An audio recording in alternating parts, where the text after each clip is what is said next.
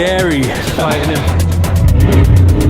Now I'm rich and he's still fat, so fuck you. So this is gonna be the first Bugatti where someone's smoking a cigar in the KFC drive-thru with 2 girls in the passenger seat. It's gonna be the first one. So the question, which I'm sure a lot of people are asking, is how the hell do you even go about getting a Bugatti in the first place? It's difficult because there's a lot of people in the world with money, and there's only 60 in the world of these as a new build allocation, so it's actually really, really difficult. I first walked into the Bugatti store in Germany, in Munich. They had a Bugatti store, and I walked in there. And I wanted to, I said to them, look, I'm interested in possibly buying a car. And they were like, yeah, whatever, goodbye. Because they have probably so many people walk in and out, lying about how they want to buy a Bugatti, right? I said, look, give me the email address of somebody. I emailed him my car portfolio, my Instagram, my Wikipedia page, explained who I was, and he kind of half replied saying, look, all allocations are full. When we launch a car within 3 minutes, we just hit up our old customer list and they're all sold out and they're all full. And it was a sales pitch. I had to try very, very hard to get this car. I had to actually pitch and say, look, why instead of selling it to some sheikh who's going to just put it in a room and hide it forever, why don't you give it to me so I can drive it around and be an idiot in it? And at least it's going to be on the streets. Yeah. At least, you know, it's going to be good for the brand. And he kind of was semi-entertained by that. And then I had to go to a meeting and explain, you know, why I want the car. And it's the definition of success. And I'm from nothing. I come from a council estate in Luton. I've done all this myself. And I think it'll be really good for people, inspire people that I chose Bugatti as opposed to another brand. I just full-on pitched the guy. Yeah. And they said, all right, well, you can have an allocation. Give us $2.5 million. And then you can pay us the other $2.5 million when she's ready. Yeah, so, if there's one thing I know you're good at, it's marketing, and already you've marketed this car very well. Well, life is sales, right? Yeah. And it doesn't matter what you do. It doesn't matter if you're trying to pick up a girl. It doesn't matter if you're trying to convince Bugatti to give you a car. It doesn't matter what it is. If you're good at selling and selling yourself, you're going to do well. So I think a lot of people forget that. Like, selling is an art, it's a skill, and a lot of people don't know that. A bit of Bugatti power for you. I almost got my foot down that time.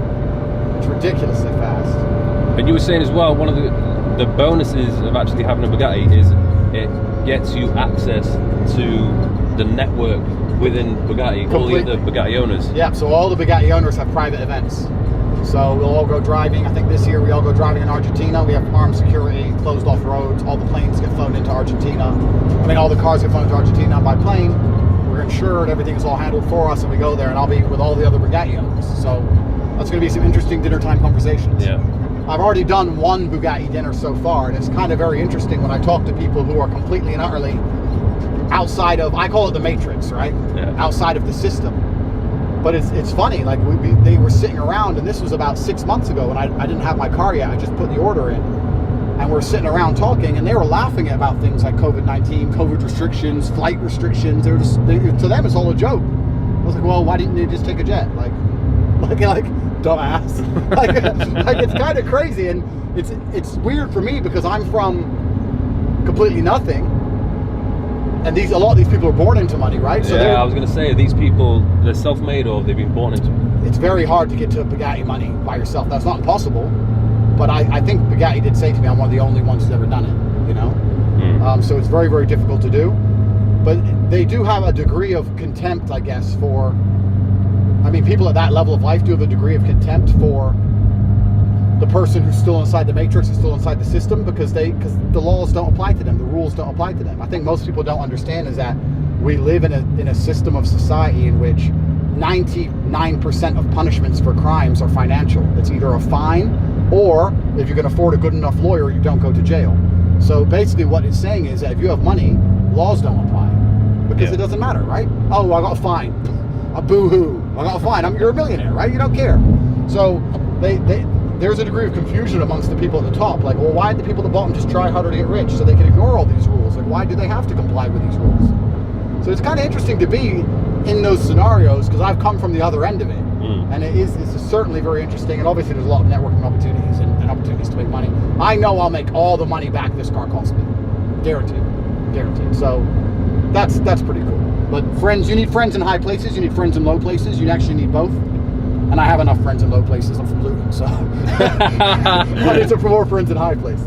You spend a lot of your time in Romania. I live in Romania. Yeah. What do you think of Dubai? You're in and out quite a lot. Yeah, especially Dubai. Recently. Yeah, I am. Dubai's the city of the future, right? I mean, I I can't see another city which is on such an upward trajectory.